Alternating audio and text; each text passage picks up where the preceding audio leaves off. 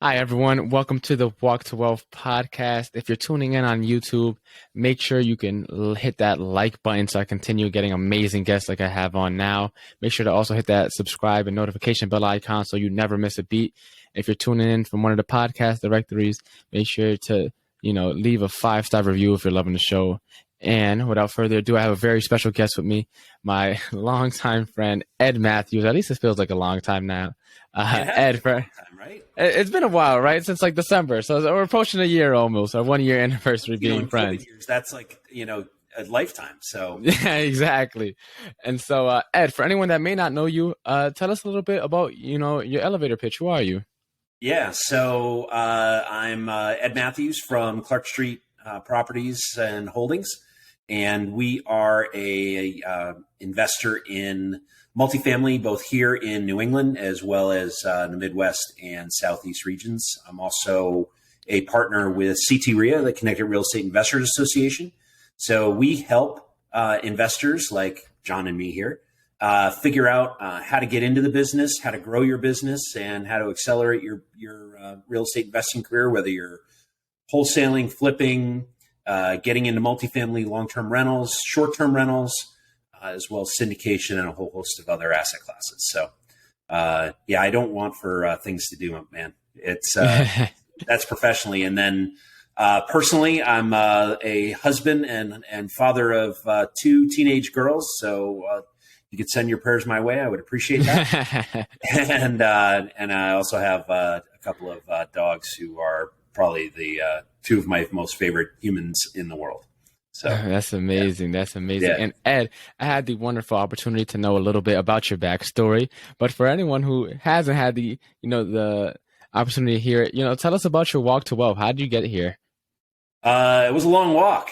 I grew up in a household where mom and dad, worked their butts off to barely scrape by. And, I and John, you and I've had this talk. I mean, I grew up with a block of government cheese in the refrigerator. And, a sandwich in my world wasn't 2 pieces of bread. It was 1 piece of bread folded on a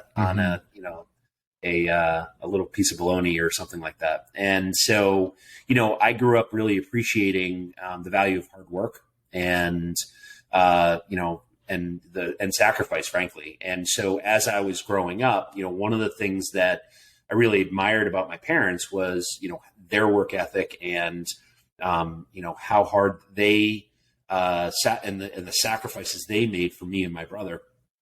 And so I took that and kind of did a couple of different things with it, right? I didn't want, where I was going to school back in the day. So I'm an old guy, right? So back in the day, there was Caldors and Bradleys and before Walmart, right?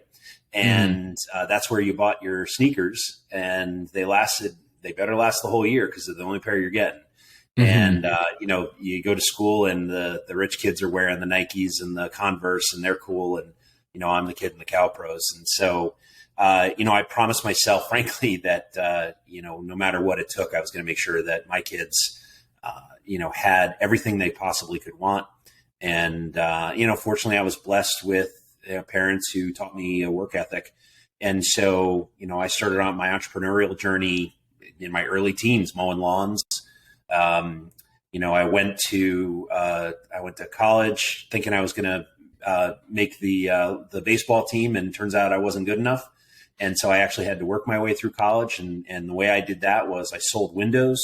I sold cookbooks door to door. I sold makeup door to door. Door to door sales teaches you a lot. And, first thing it teaches you is a whole bunch of humility because you hear no, it's not 9 out of 10, it's 90 out of 100 or 99 out of 100 say no. And so you just have to persevere. And so that was what, that experience taught me was not only did I have to work my butt off, but even when things weren't working, if you're on the right path, you got to stay, you got to keep pushing. Right. There's a quote, and I'm trying to remember, I'm going to butcher it, but I'll do your best. 97% of the people who dreamed or tried work for the 3% who persevered. Right. And, that really resonates with me in that, most people give up right at the edge of being successful, except they don't know it yet, right? And the only way you know how close you were is when you kind of get to the top of that hill, look behind and go, man, I almost quit, like right back there, right? And I've had those experiences myself. And so, I went to college and, I followed the normal path, right? You go out, you get a job. I was working in software and I spent, probably about 25 years traveling the country and the world, selling software and running teams and ultimately running companies, to the point where I was gone 150 to 200 nights a year. And, there's work ethic and then there's life balance, right? And so, one of the things that I learned from my wife, Patricia, who's I hope everybody has a partner as good as she is. She said that you're missing too much good stuff with the kids. And she was right. And so, in 2008, I had read, and John, you and I have talked about this. I had read Rich Dad, Poor Dad, the Purple Bible, and it changed my life. But it took 3 years to change my life. And I've been blessed with mentors and people who had a lot of patience, more than they should have. And you and I were just talking about the property that was involved in the story I'm about to tell. Wherever Amy Rio is, I am eternally grateful because she's the one that made me persevere in the real estate world. So I read Rich Dad, Poor Dad. I realized that in order to reach, a level of cash flow and ultimately wealth that I wanted to in my life, I wasn't going to be able to do that working for someone else. And so, I started on the path as a side hustle back in 2010, early 2011. Now, note, I read Rich Dad, Poor Dad in 2008, and it took me almost 3 years to kind of get the gumption to be able to act, right? And so when I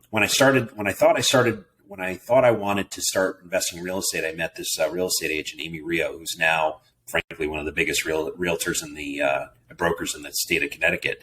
But back then she was, a handful of people in a very small office in Glastonbury, Connecticut. And I walked in and said, I want to invest in real estate. And so she would take me out to, various properties. And, this was after the crash. So there were deals everywhere.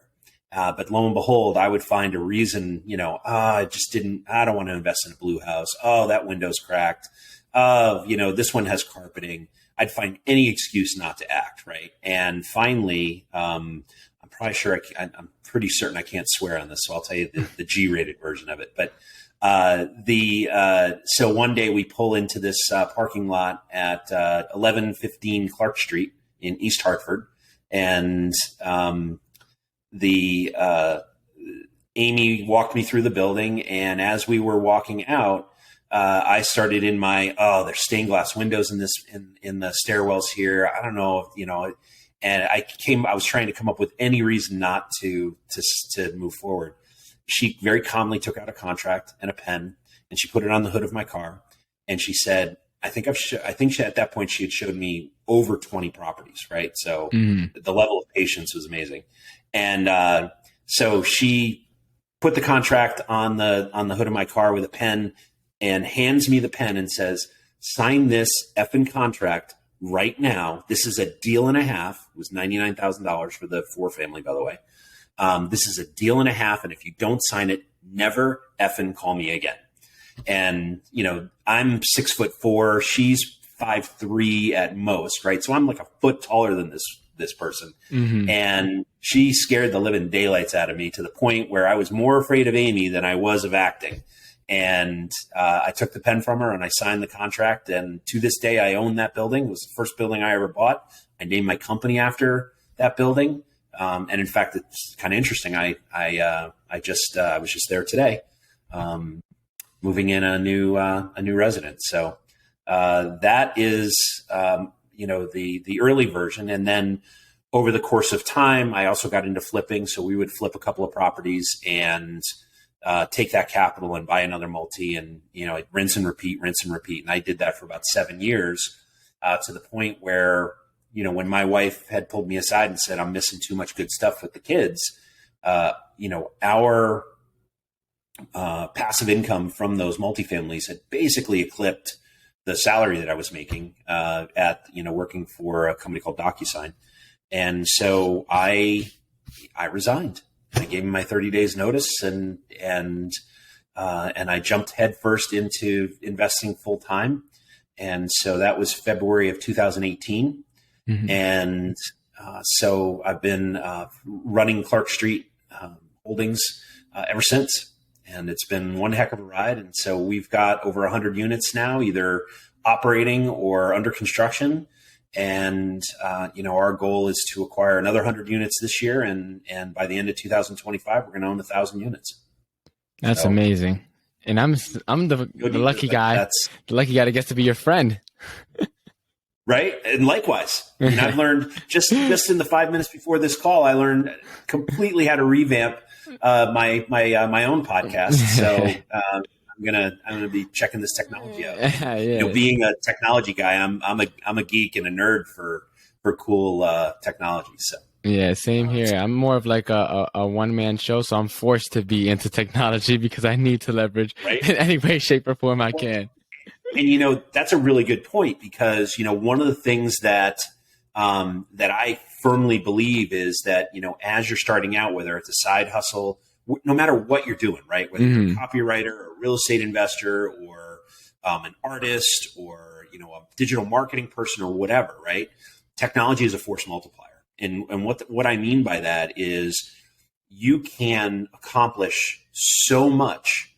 Just using simple apps like the Riverside, which is what we're on right now, and other apps, like the ones we use in-house to, edit video and create podcasts, and a whole host of other things that you can do in terms of marketing, in terms of outbound and inbound customer relationship management, that, as a one-person shop, you can act and you can look like and act like a much bigger place and get a lot more done, if you figure out how to use some basic technologies to automate your processes. Right? Yeah, definitely. It reminds me of that one SpongeBob episode. I don't know if you remember when SpongeBob, he had I think it was SpongeBob, he had the drum and then he had the things clapping in the background. And he was like a literal one-man band.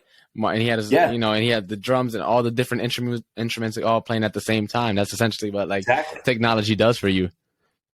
Absolutely. And so to start, I think this would be a good place to start is, so you mentioned that, you didn't have much growing up. And I wanted to ask, so usually in that situation, a lot of people are coming from scarcity. And as you know, when you're thinking out of a scarce mindset, you tend to, limit a lot of your opportunities, and you actually don't even see a lot of the opportunities that may be present. But nevertheless, you still went on that entrepreneurial journey. What do you think was, your mindset around that? Have even having the hope, to go out there and do something without getting, trapped within that, that limiting mindset. Yeah. So I think part of it was, watching my parents and seeing how tired they were. Mm. They were working 60, 70, 80 hours a week and barely making it. And, so I looked at, my education for one thing, right? In terms of being that silver bullet to kind of push my way through and get out. As a kid, I got pushed around a little bit because I was the poor kid, in the class or one of them. And so that also fueled me. Things like experiences like that can either push you down or fire you up. And fortunately for me, it fired me up. And the other part of it is that, I'm crystal clear on my why. Right. And it's changed over the years, but it's basically been the same kind of theme. And that is that, I view my role, the reason I was put on this earth, to take care of my kids and help take care of my wife. She doesn't need her, quite frankly, she doesn't need my help being, taking care of her. She's fine on her own, but, I'm sure she would appreciate me saying that. But, but the fact is that, what I bring to the table in terms of skills, in terms of just love and, my responsibility and commitment is that I'm here to help create a platform for my family to succeed. And so, in my terms, that means a lot of different things. It's not just about money. It's about time. It's about, spending time together and caring for each other and having each other's back and, all the other amazing stuff. But it also means that when, Katie or Maggie needs braces, they get braces, right? Mm-hmm. When they need new shoes, they get shoes, right? When they need, to eat, they get food and they get a roof over their head. And, I can't say that we live high on the hog. I'm not a toy collector. I don't have, extra, fancy cars or boats or anything like that, but, we live a good life. And so I viewed my, as a very young person, like, a teenager, I viewed my responsibility as I was growing up as the person who would provide that, the traditional male role in the family. But, fortunately I married someone who's smarter than I am and more talented than I am. So, she's just as successful as she's more successful than I'll ever be. So I always tell people I married very well, but, and my wife usually is behind me saying, he did, he's right. But, the fact is that, my focus has always been on, the role as provider. And so, even though my wife brings a ton to the table, even though, we've carved out a life that isn't, beyond our means and it's highly manageable, the other part of this is that, I look at myself as the person who's supposed to make most of that happen. And so the other part of it is, and, we talk about our why and being crystal clear and from the Tony Robbins world, making it about, turning a, wouldn't it be nice to, or a dream into a must, right? Yeah. I must do this. And so, there's a mortality reality, right? And that is that, my wife's family lives to be, they're genetic freaks. They live to be into their late 90s and early hundreds, like all of them. It's crazy. Mm-hmm. And my father-in-law used to say they don't know enough to lay down, right? And it's true, to a person, the women in my wife's family, they live to ripe old ages. My folks, my family tends to live into their mid 80s, which means that, Patricia's going to be on this earth for 15, maybe 20 years more than I am. And hey, good on her. But the thing that I need to know, and it's to my core, the thing I must know when I lay my head down for that last time is that she's got everything she needs, right? If she needs healthcare, medicine, to help her in her old age, it's taken care of. If she needs assisted living or even higher care, there's plenty of assets and plenty of cash flow to take care of that.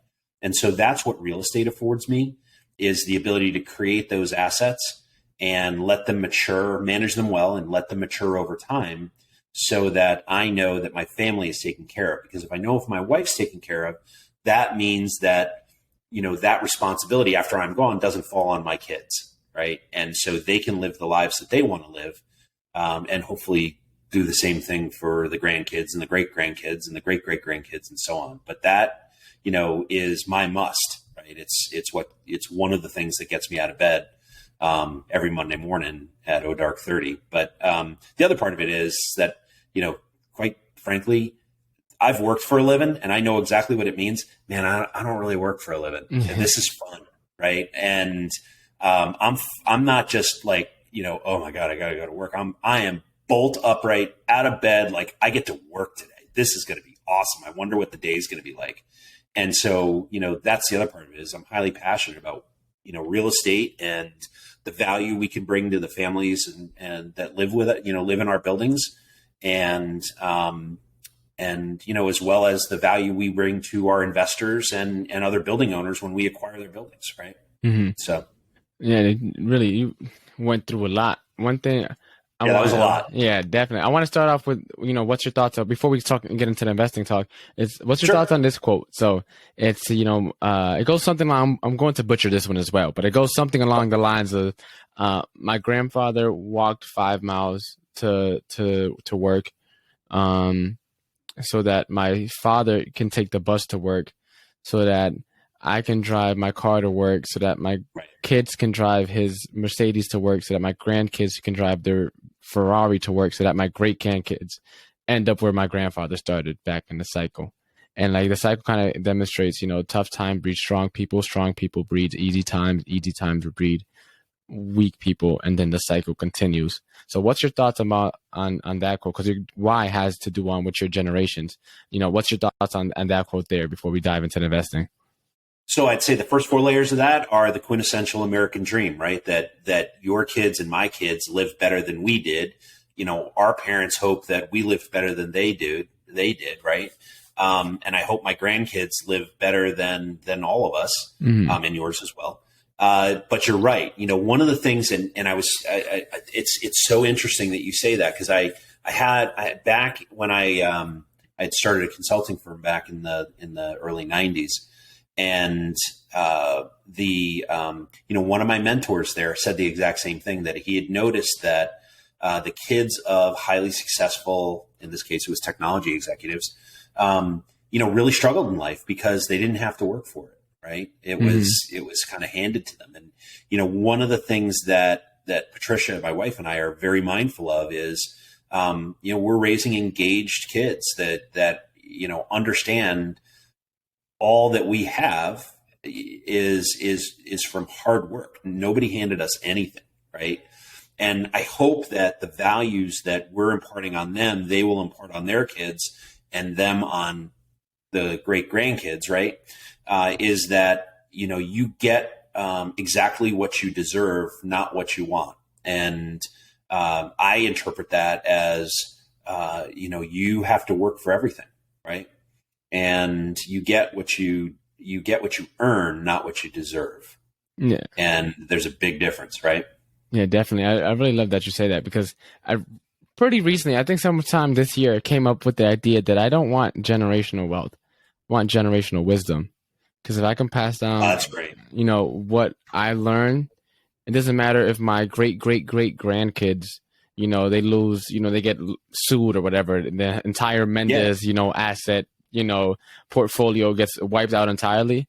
It wouldn't be Sure, much it's longer, possible. before they either, get right back to it, or even go higher than what I originally Yeah, had, because that wisdom that I'm trying to pass on hopefully transcends not yeah, only my current time where I'm living, but then transcends to the next generation, and it's still applicable in their times as they grow up and as they raise their kids and as they continue, yeah.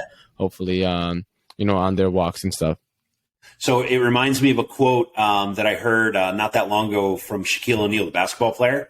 He's worth, my guess is well over $100 million. Yeah, He's definitely, easily. 10 player in the history of the game, right? But what he said about his kids is, he explained to his kids, he said, I'm rich, you're not rich. And that is exactly right. It's exactly what you were saying as well, in that, just because you earned it, just because I earned it, doesn't mean that the kids are entitled in any way, shape, or form. They've got to carve out their own niche. And it doesn't mean money, right? It could mean, become a social worker and, impact the lives of kids, or, do something to contribute to society, be above and beyond, feed the hungry, or cure cancer, or, find a solution to the, create world peace, whatever, right? Change the world in your own way. But so it doesn't have to mean money. But the fact is that, our job as parents is to create that platform for them to be able to do whatever that is that they're going to do. Yeah, definitely. And I think one thing too, no matter if you need, 40,000 a year to live, pay for your bills and everything, or maybe you need 400,000 a year, just make sure you have enough investments to have that come in passively, so then you can continue pursue whatever your passion is, regardless of whether your passion pays a lot or not. And with that being Yeah. said, let's find out how we can, get some of that passive income and get into real estate investing. All right. So, what's some of your advice there? Because I know you got well over 100. Most of the people Yeah. listening have 0 on this podcast. So, where would one start? Start with an action, right? And the first action is, you must decide that what's important to you. And so once you decide that I want to create cash flow that will enable me to leave my job, or I want to create generational wealth so that, my wife never has to worry about anything ever in her lifetime, and the kids and grandkids beyond that. But I think that the first step is to decide that that's your path and that's what you want to accomplish. And then you've got to decide, you got to really think through your why, right? And it sounds kind of cheesy and guru-esque, but it's true. Because there are days where, stuff happens and life happens. And, in my business with real estate, we're dealing with human beings, right? Who, want things when they want them, and, filter certain situations through their own experiences, and may not be accurate, but it's their reality. So it then is my reality until we get through it. Right. And so if that starts to weigh you down, having a very clear why is one of the tools you can use to persevere and push through those challenges. Right. The next step is, start in real estate, start with one deal. You don't have to go buy a portfolio of 100 units. Right. In fact, there are very few people in the world that actually even do that. What you need to do is start with one. Buy one condo, buy one house, buy one duplex, buy one multifamily. Get really good at it, right? Screw it up, make mistakes, listen to your mentors. If you don't have mentors, go find them. Just make sure that you are building a system around how to manage it, a system around how to maximize the asset in terms of its value and cash flow. And also a systems around, taking care of your residents, because, I'm a firm believer, and I think I'm unique in the landlord business in this case, is that I especially in the C-class buildings, I really value my residents. I want to make sure that we're serving them and that they are well taken care of. And the reason being is that, first off, I like sleeping at night. I rest my head on the pillow every night, man, and I feel good about what we're doing every day, right? But the second piece of it is it makes me more money, because if residents are happy, then if residents live in a clean, safe, beautiful, well-managed building, they're going to stay, and they're going to stay a long time. And one of the most expensive things about the real estate game, particularly the multifamily game, is vacancies are really expensive. When people move out, you lose revenue, and you have to spend money on turns. In other words, repainting and fixing the damages, things that got broken, and it can get expensive, right?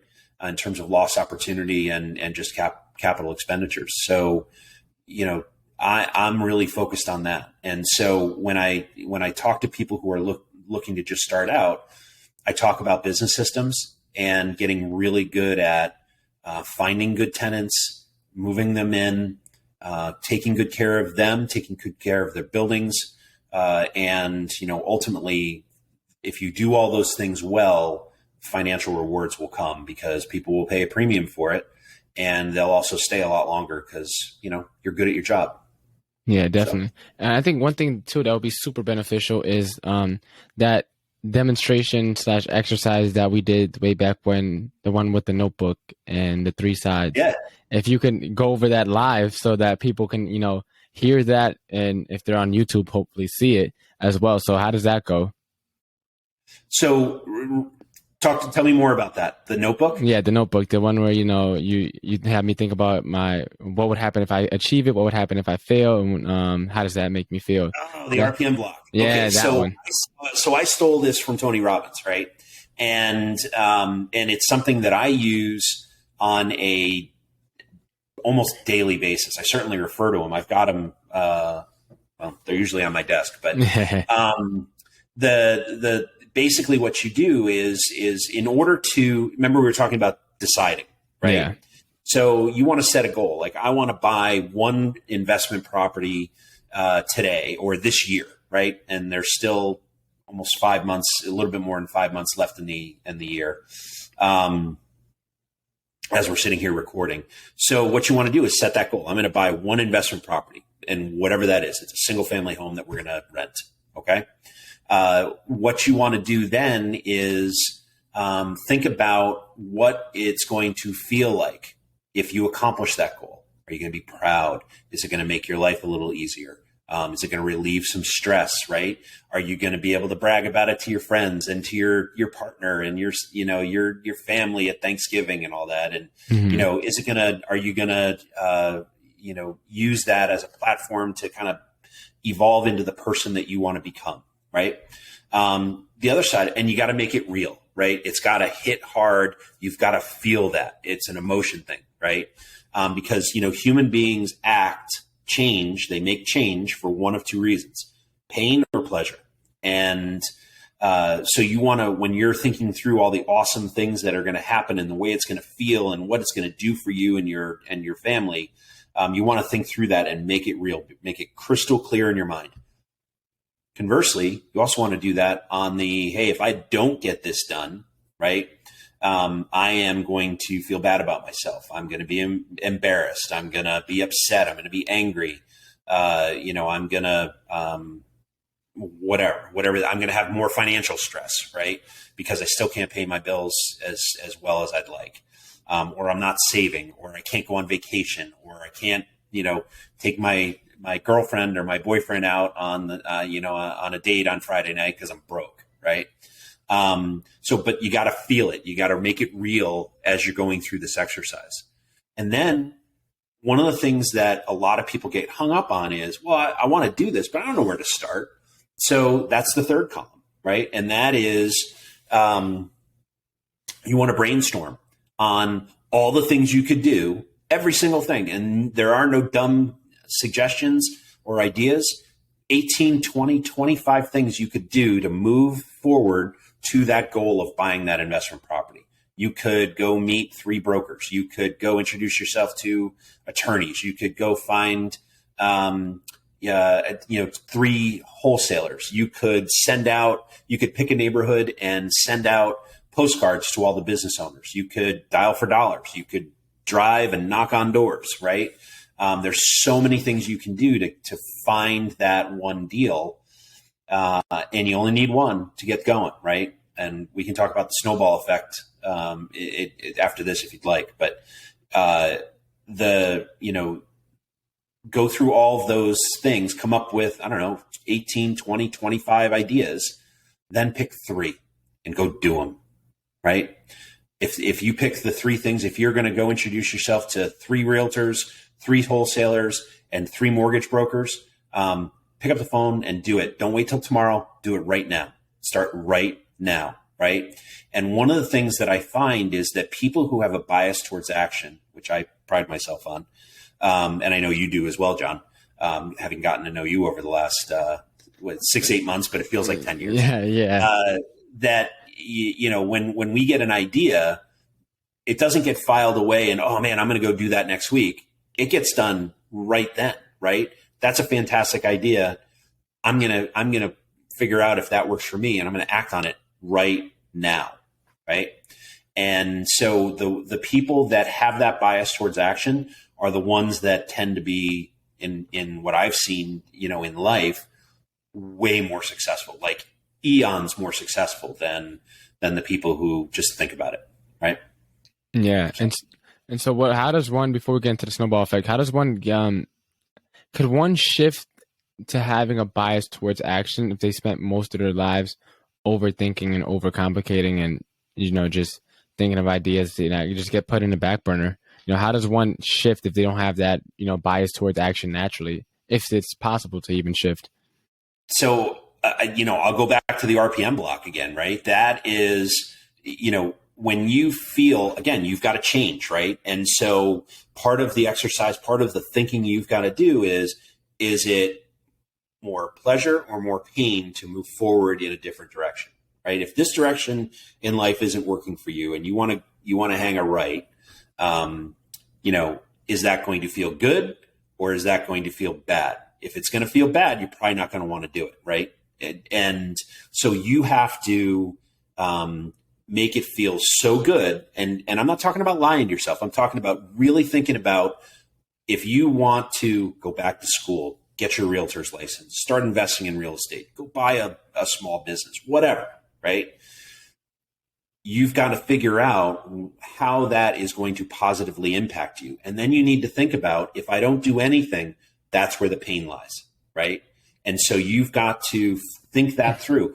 And I'm not talking about 2 weeks. I'm talking about, it's a 10-minute exercise, right?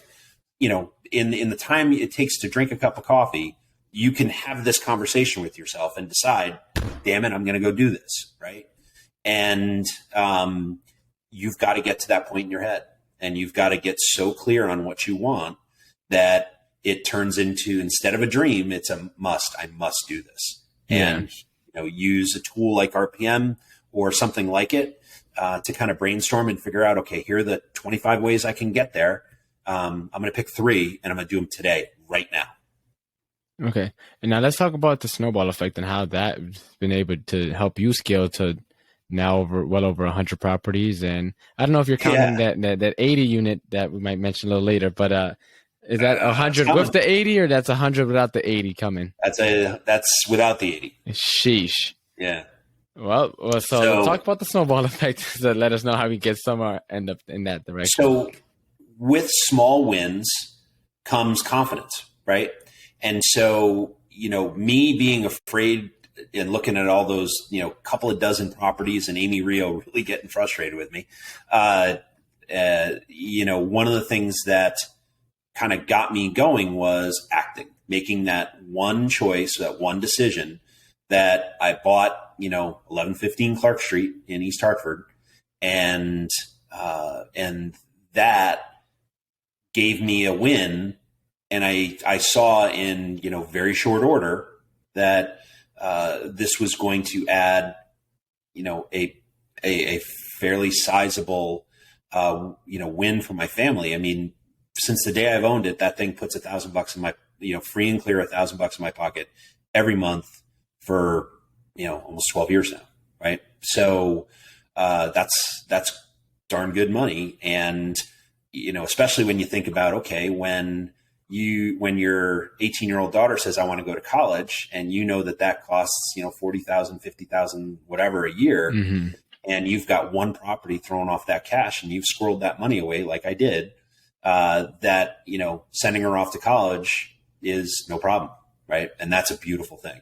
And so, the snowball effect part of it is that now I've bought a 4-family and a 6-family comes along, and it's basically the same motion. It's the exact same process.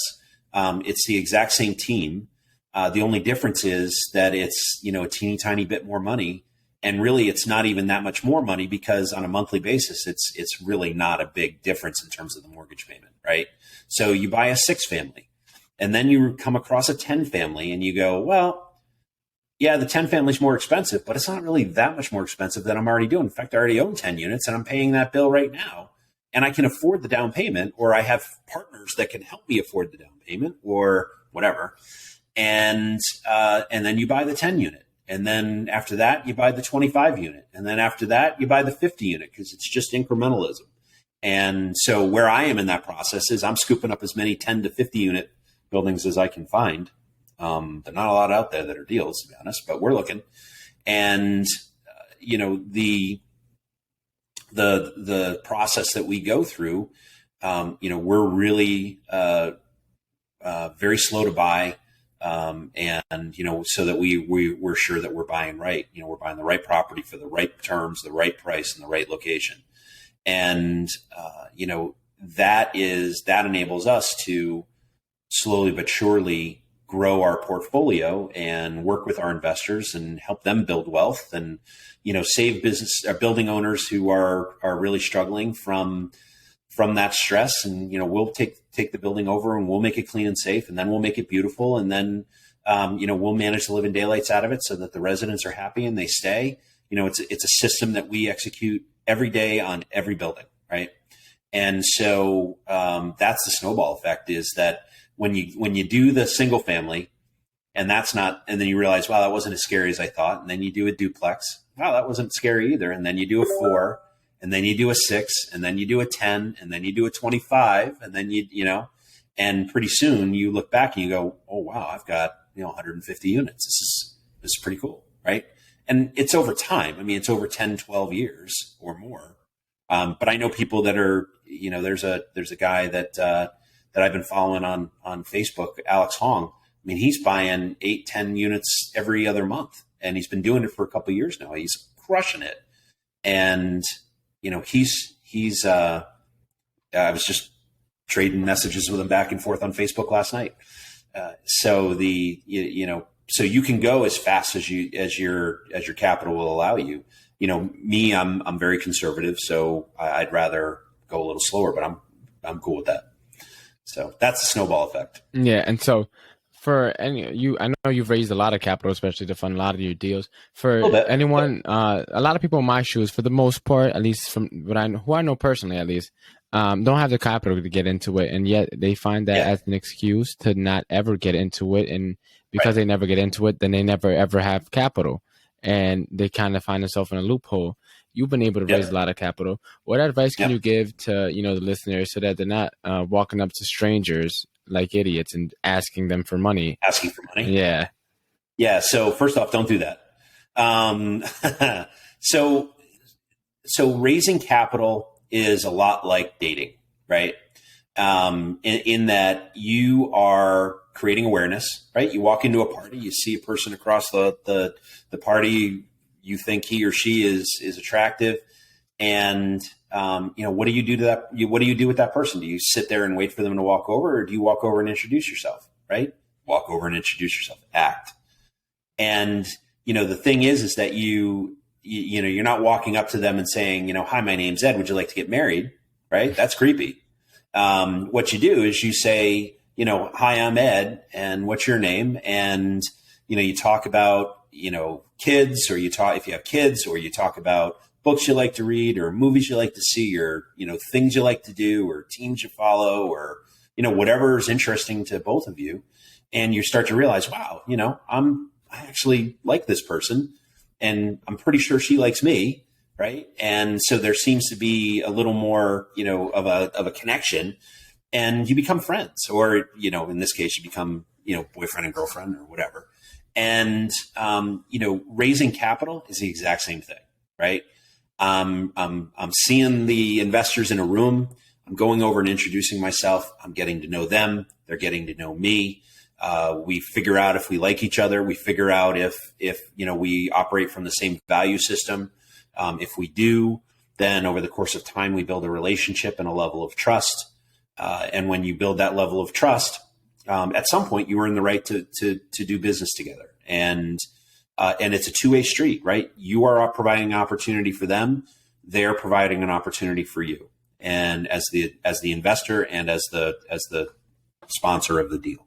And so, really what you're looking to do is get to know one another, build that level of trust, so that they know I'm a good guy who operates from, character, and I always do the right thing, even if it hurts me. And I know that they also operate from character, and that, we can build a level of trust where they will allow me to run the business as we need to run the business, because I've proved that I've built systems and have done this so many times that, they have a level of confidence. And at some point, they typically will ask me, oh, I've always wanted to invest in real estate. How would I get involved? Well, here's how you would get involved. And, I'll lay out, we've got a couple of deals coming, and this is how that would work. And, over the course of time, first thing I'm looking to do is understand what's important to them, right? From a personal perspective, from a family perspective, why they do what they do, where they're trying to get, how they think they're going to get there. And, start to figure out, okay, how can I help? How can I serve them? And then over the course of time, I'm asking, as it starts to turn to a business oriented relationship, if it ever does, and if it doesn't, that's fine. I've made a new friend. The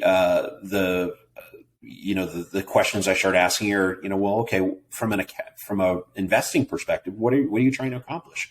You saving up for a boat, saving up for a family vacation, or are you looking to build cash flow to do something with, or are you looking to build, generational wealth to be able to retire at some point? What is your goal? Like, what is it you're trying to accomplish? And and John, this being in the real estate business yourself, every deal is different and every deal provides a different type of value. We're cash flow investors. So that's our first look. I look at cash flow first before anything. And then, appreciation is something we force. I don't count on it to make a deal work. And so as I start to understand what an investor's looking for, and I find deals that are consistent with their values and what they're looking for, that's when we have a conversation about, okay, I've got a deal here that, might make sense for you based on what I've heard over the last, 3, 6, 8 months, a year, 2 years, however long it takes. And so that's how I raise money, much like dating, right? So, you go out on a few dates, the relationship progresses. And then at some point, as you walk the journey together, as they say, you realize, hey, I want to marry this person, right? And so closing an investment relationship and getting married, basically the same thing, in terms of the act, right? One, you're making in terms of marriage, you're making an emotional oath in friends and family and the state and the church and whatever else. And in the investment world, we're signing contracts, but it's basically the same thing. Yeah, right? Definitely. And so, Ed, as we start wrapping up a little bit, Sure. Tell us where, everyone can get a hold of you, where people can find you, what you got up and coming. Lay it all out. What do you got in the works, and where can we find you? So let's start with where you can find me. So I am pretty easy to reach. You can email me at ed@clarkst.com. You can also go to our website, clarkst.com, Clark Street Holdings. I'm on Facebook. I'm on Instagram. We're on Twitter. We're on LinkedIn. I have a social media person who wants me to get on TikTok, but I'm not quite there yet. So you're going to have to educate me on that. And in terms of what we have coming up, we have lots of various projects. We have a couple of development projects. John, you mentioned one of them where we're going to be building in phases, 80 units, 80 apartment units, affordable housing in central Connecticut. We also have a project in New Britain that's coming up. That's 16 units. That's probably a few months away. We're still in the planning phase of navigating and working with the city to make that happen. And we're buying properties throughout Connecticut, Rhode Island, as well as Ohio and Kentucky, North Carolina, and South Carolina. So we've got quite a bit of deal flow, and very different deals in terms of our approach and our strategies with each of them. But if people want to learn more about our company, email me or hop on our website, and we'll be glad to set up a call. Yeah, and all that stuff will be in the show notes. And now, as we head into the final 4 questions, Ed, I'm going to shoot these at you. Let's see what you come up with. So question number one, what is the most impactful lesson that you learned in life? Wow. That integrity matters a lot. The fact is that, the only thing that matters, you learn, my grandfather used to say, you learn a lot about people in 2 very specific situations.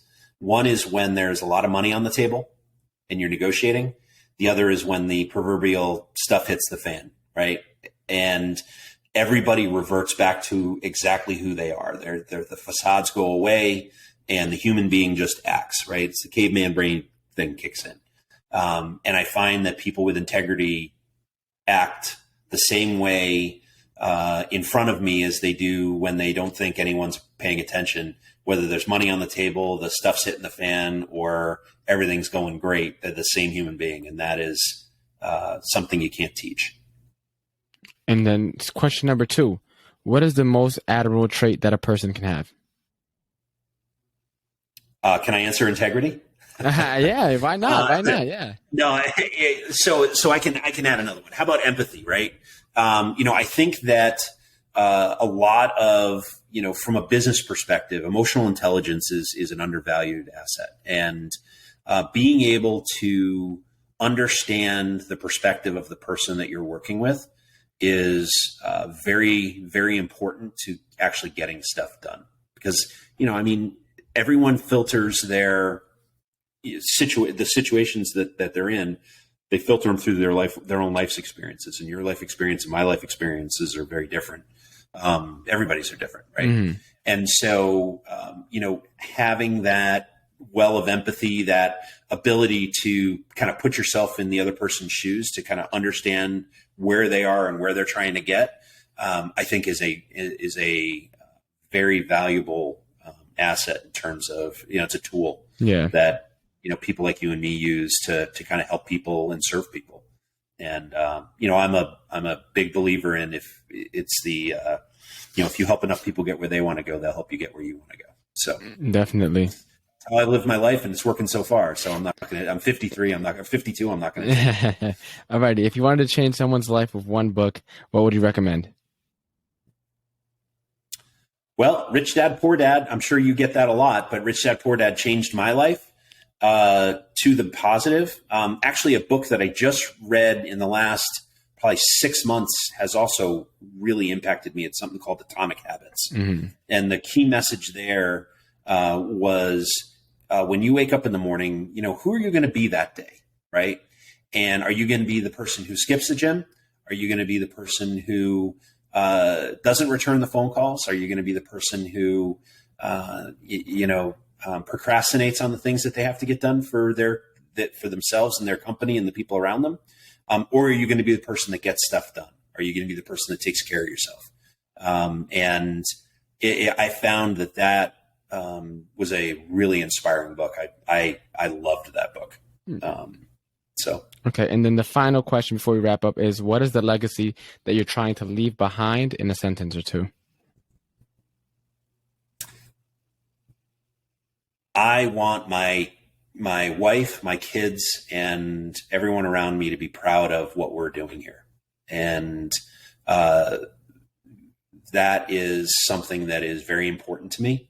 I want them to be able to drive by a building that Clark Street owns and have one of my daughters point to it and go, my dad's company owns that building. Mm-hmm. And the people are in it and they're happy and they're well taken care of, and the building looks good and is professionally run. So. All right, amazing, Ed. Well, Ed, it was a pleasure, and we probably could have went 70 different routes and had an hour-long conversation on each of those routes. Yeah.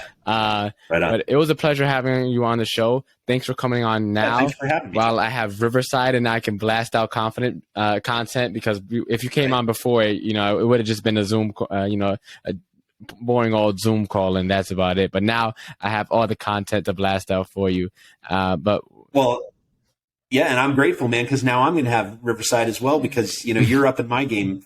So thank you for the wisdom you've provided to me. Iron sharpens iron. You know what they say. Right on, brother. All right, Ed. Well, it was a pleasure. That is it for the Walk to Wealth podcast. Tune in for the next one, guys. Thanks, John.